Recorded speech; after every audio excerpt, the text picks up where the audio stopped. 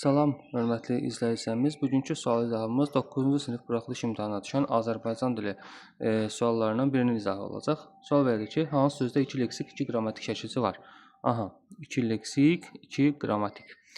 Sözün kökü nədir? Birinci söz vətənpərvərlik. Vətən sözün kökü. Pərvər, leksik, lik, leksik, dir, qrammatik şəxs şəkilçisi. Yəni, xəbərli şəkilçisi bu olmaz.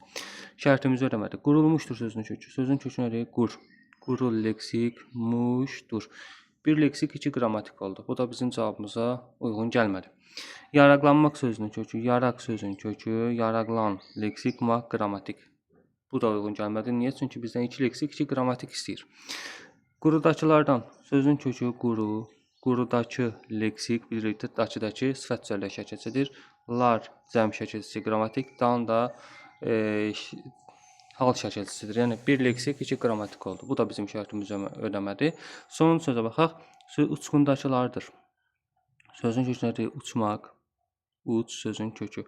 Uçqun, leksik, dakı, leksik, lardır. Deməli, 2 leksik, 2 qrammatik oldu. Sözün kökü oldu uçmaq feili. Uçqun feildən, qun şəkilçisi vasitəsilə sifətdən, feildən isim düzəldi, üzr istəyirəm. Sonra dakı şəkilçisi vasitəsilə isimdən sifət düzəldi. Lardırsa, lar cəmdirsə, şəxs xəbərli şəkilçilərdir. Yəni, qrammatikdir. Sözdə deməli 2 leksik, 2 qrammatik oldu. Şərtimiz ödəndi. Deməli, düzgün cavabımız oldu E variantı. Hörmətli izləyicilərimiz, izahımızı bəyəndinizsə, videonu bəyənməyi və kanalımıza abunə olmağı unutmayın. Sağ olun.